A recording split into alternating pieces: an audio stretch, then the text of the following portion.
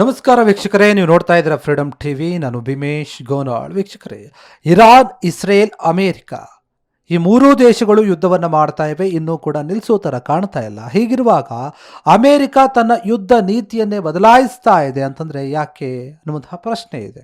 ನೋಡಿ, ಅದರ ಹತ್ರ ಇರುವಂತಹ ಶಸ್ತ್ರಾಸ್ತ್ರಗಳು, ಕ್ಷಿಪಣಿಗಳು ಎಲ್ಲವೂ ಕೂಡ ಖಾಲಿಯಾಗಿದೆ ಎನ್ನುವಂತಹ ಸುದ್ದಿ ಹರಿದಾಡ್ತಾ ಇದೆ. ಹೀಗಿರುವಾಗ ಇರಾನ್ ಯುದ್ಧದ ನಡುವೆನೇ ಪುಟಿನ್ಗೆ ಟ್ರಂಪ್ ದೂರವಾಣಿ ಕರೆಯನ್ನು ಮಾಡಿದ್ದಾರೆ. ಯಾಕೆ ಅಂತ ಚರ್ಚೆ ಆಗ್ತಾ ಇದೆ. ದಿಢೀರಂತ ಅಮೆರಿಕ ಅಧ್ಯಕ್ಷ ಪುಟಿನ್ ಅವರ ಸಂಪರ್ಕಕ್ಕೆ ಹೋಗಿದ್ದು ಯಾಕೆ, ಕಾಲ್ ಮಾಡಿ ಏನು ಮಾತನಾಡಿದ್ರು, ಅದು ಕೂಡ ಸುಮಾರು 1 ಗಂಟೆಗಳ ಕಾಲ ಮಾತುಕತೆಯನ್ನು ನಡೆಸಿದ್ದಾರೆ ಎಂತಹ ವಿಚಾರ ಈಗ ಸಾಕಷ್ಟು ದೊಡ್ಡ ಮಟ್ಟದಲ್ಲಿ ಚರ್ಚೆ ಆಗ್ತಾ ಇದೆ. ಏನಾದರೂ ಈ ನಾಯಕರು ಒಂದಾಗಿ ಯುದ್ಧವನ್ನು ಮಾಡೋಕೆ ಮುಂದಾಗಿದ್ದಾರಾ ಇರಾನ್ ಮೇಲೆ? ಈ ರೀತಿಯಾದಂತಹ ಒಂದು ಚರ್ಚೆ ಕೂಡ ಹರಿದಾಡ್ತಾ ಇದೆ. ಒಂದು ವೇಳೆ ಅದೇ ರೀತಿಯಾಗಿ ಏನಾದರೂ ಆದರೆ ಇನ್ನೊಂದು ಮಹಾಯುದ್ಧವನ್ನೇ ನೋಡುತ್ತೆ ಇಡೀ ಜಗತ್ತು. ಈಗ ನೋಡಿ, ಇರಾನ್ ಮೇಲೆ ಅಮೆರಿಕ ಇಸ್ರೇಲ್ ದಾಳಿಯಿಂದಾಗಿ ಉಂಟಾದಂತಹ ಜಾಗತಿಕ ಇಂಧನ ವ್ಯತ್ಯಯ ಏನಿದೆ ಅದು ಈ ಮತ್ತೆ ದೊಡ್ಡ ಮಟ್ಟದಲ್ಲಿ ಚರ್ಚೆ ಆಗ್ತಾ ಇದೆ. ಸೋಮವಾರ ತಡರಾತ್ರಿ ಅಮೆರಿಕ ಡೊನಾಲ್ಡ್ ಟ್ರಂಪ್ ಏನಿದ್ದಾರೆ ಅಧ್ಯಕ್ಷ, ರಷ್ಯಾ ಅಧ್ಯಕ್ಷ ಆಗಿರುವಂತಹ ವ್ಲಾಡಿಮಿರ್ ಪುಟಿನ್ ಅವರಿಗೆ ಕರೆಯನ್ನು ಮಾಡಿ ಮಾತನಾಡಿದ್ದಾರೆ.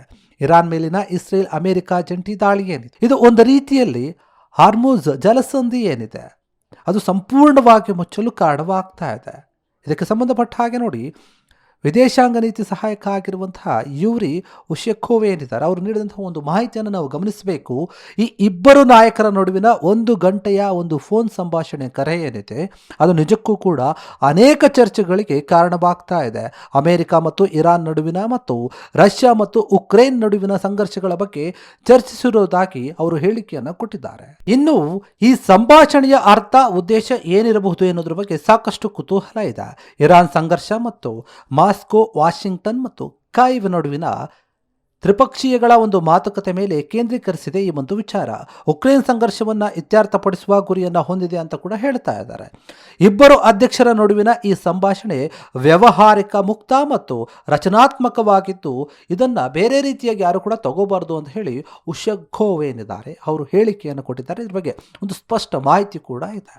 ಇನ್ನು ನೋಡಿ, ಮಧ್ಯರಾತ್ರಿಯ ಸ್ವಲ್ಪ ಮೊದಲು ಕ್ರೆಮ್ಲಿನ್ ಪೋಲ್ ವರದಿಗಾರರಿಗೆ ಪುಟಿನ್ ಏನಿದ್ದಾರೆ ಅವರು ಇರಾನ್ನಲ್ಲಿ ನಡೆಯುತ್ತಿರುವಂತಹ ಸಂಘರ್ಷಗಳ ಬಗ್ಗೆ ತಮ್ಮ ಆಲೋಚನೆಗಳನ್ನು ಹಂಚಿಕೊಂಡ್ರು. ಯಾಕಂದರೆ ನೋಡಿ, ಗಲ್ಫ್ ರಾಷ್ಟ್ರಗಳ ನಾಯಕರು ಇರಾನಿನ ಅಧ್ಯಕ್ಷ ಮಸೌದ್ ಏನಿದ್ದಾರೆ ಅವರೊಂದಿಗೆ ಕಳೆದ ವಾರ ನಡೆದಂತಹ ಸಂಭಾಷಣೆಯ ಬಗ್ಗೆ ಕೂಡ ಟ್ರಂಪ್ ಕೆಲವೊಂದು ವಿಚಾರಗಳನ್ನು ಹೇಳಿದ್ದಾರೆ.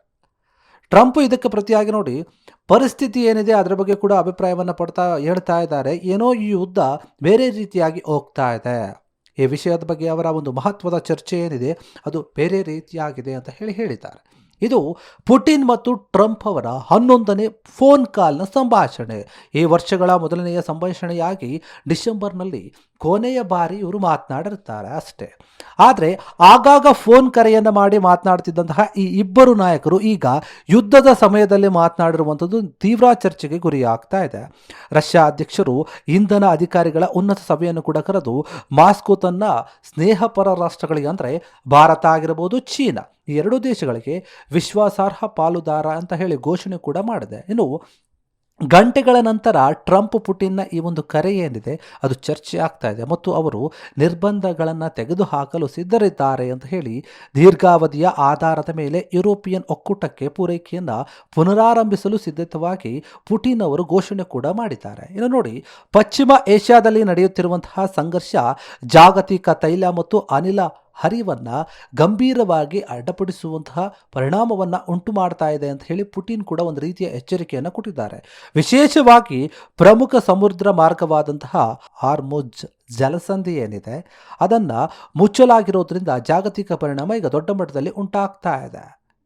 ಇನ್ನು ಈ ವಿಚಾರವಾಗಿ ಸಭೆ ನಡೆದಿದೆ.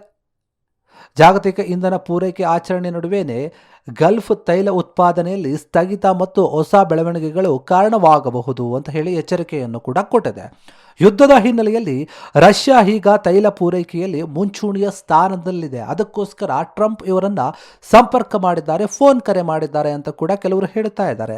ಮಾಸ್ಕೋ ವಿಶ್ವಾಸಾರ್ಹ ಇಂಧನ ಪೂರೈಕೆದಾರರಾಗಿ ಉಳಿಯಲಿದೆ ಈ ಒಂದು ವಿಚಾರವಾಗಿ. ಅದು ವಿಶ್ವಾಸಾರ್ಹ ಪಾಲುದಾರರಂತ ಹೇಳಿ ನೋಡುವಂತಹ ರಾಷ್ಟ್ರಗಳಿಗೆ ತೈಲ ಮತ್ತು ಅನಿಲ ಏನಿದೆ ಅದನ್ನು ಒದಗಿಸುವಂತಹ ಕೆಲಸವನ್ನು ಮಾಡುತ್ತೆ ಅಂತ ಪುಟಿನ್ ಈಗಾಗಲೇ ಸ್ಪಷ್ಟವನ್ನು ಕೊಟ್ಟಿದ್ದಾರೆ. ಆದರೆ ಈಗ ಟ್ರಂಪ್ ಅವರು ಮಾಡಿರುವಂತಹ ಒಂದು ಫೋನ್ ಕಾಲ್ನಲ್ಲಿ ಬರೀ ತೈಲವಾದ ವಿಚಾರವಾಗಿ ಮಾತುಕತೆ ಆಗಿದೆ ಅಂತ ಹೇಳಿ ಯಾರೂ ಕೂಡ ನಂಬೋಕೆ ಸಾಧ್ಯ ಇಲ್ಲ. ಯಾಕಂದರೆ ಏನೋ ಒಂದು ಸಹಾಯವನ್ನು ಕೂಡ ಕೋರಿರಬಹುದು. ಈಗಾಗಲೇ ಅಮೆರಿಕಕ್ಕೆ ಸಾಕಷ್ಟು ನಷ್ಟ ಆಗಿದೆ ಈ ಒಂದು ಯುದ್ಧದಿಂದ. ಆ ನಷ್ಟವನ್ನು ನಿಲ್ಲಿಸಬೇಕು ಅಂತಂದರೆ ಕೂಡಲೇ ಯುದ್ಧವನ್ನು ನಿಲ್ಲಿಸಬೇಕು. ಈ ಯುದ್ಧವನ್ನು ನಿಲ್ಲಿಸಿದ್ರೆ ಅಮೆರಿಕ ಸೋಲೊಪ್ಪಿಕೊಳ್ಳುವಂತೆ ಕಾಣುತ್ತೆ.